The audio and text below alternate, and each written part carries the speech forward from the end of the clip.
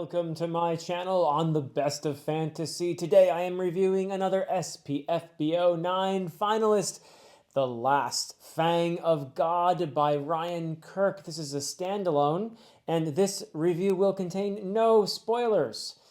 The Last Fang of God is the story of Kaylin and Sasha, a father and daughter who are the two POVs and a third-person narrative that is set in a world of tribes that are tied to gods that vie for power.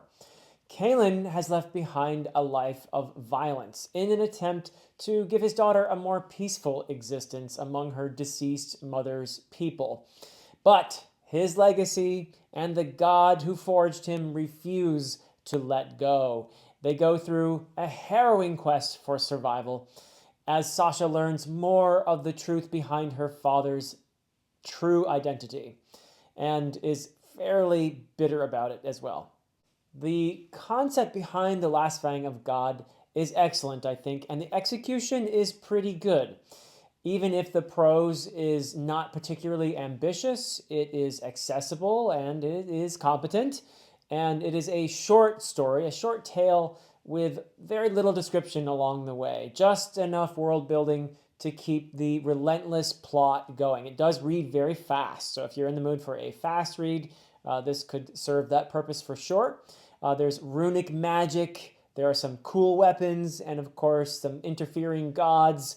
But none of this is really all that sketched out. And it feels like it's written for a slightly younger audience as a result, I would say. Perhaps early teen, though there is some violence, be warned about that, but it's really not dwelled upon or described in much detail. So there are heads that get cut off, but there are no ropes of blood that trail the decapitated heads or anything like that. So there is violence, but it's not really dwelled upon or written about in much detail.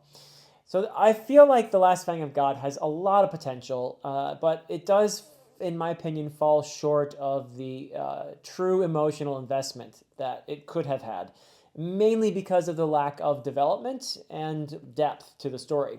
The characters are really not three-dimensional, nor are they particularly flat, vivid characters either.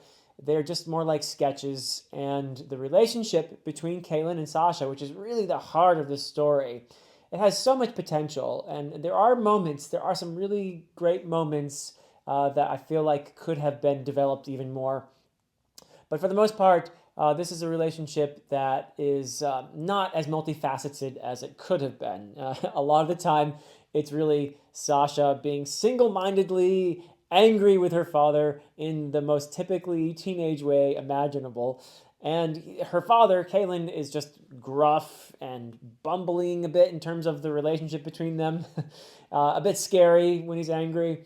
And of course, he's very powerful and flawed. And he's a bit kind of maybe an archetype of the warrior hiding from his past, with little to distinguish him from all those other warriors hiding from their past, sort of thing. But Sasha does bring out a tender side in him. So all of this is, I think, handled very competently. I kind of wish that Ryan Kirk had pushed things a little bit further, maybe experimented a little more with the prose, done a little more world building, given us a little more, maybe more dimensions to the relationship between father and daughter, because I really feel like this is a story that could have just taken off with just a little more development. But I did enjoy myself for the most part while I was reading it. And I do recommend this story for potentially younger readers who are just getting into fantasy, that sort of thing.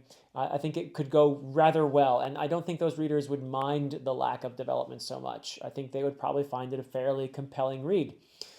So just keep in mind that there is some violence in there. So that's why I say teen, perhaps, not younger than that age, though. In terms of my rating, I am compelled to rate these stories for SPFBO. And so a 1 to 2 for me is a story that is just deeply flawed. A 3 to 4 is a story that is also flawed, but I see some real potential there. If there were some more attention given to the story, I think it could be really good. A 5 to 6 is a story that I actually think is really good and actually has some real great things going for it. And a 7 to 8 would be a story that really deeply impressed me. And a 9 to 10 is a brand new favorite among my very favorite reads of all time. So I'm being pretty stingy here with my scoring.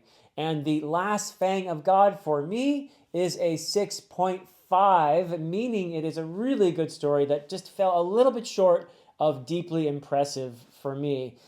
Mainly because, again, I think that it could have been developed, even if the story was to be still directed toward that younger age group. I feel like it could have been developed a little bit more. I read it in essentially a day and a half. You could probably read it in a day if you really wanted to.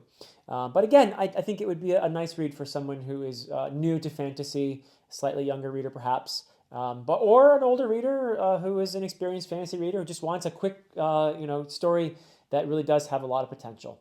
So that is it from me for now. Until next time.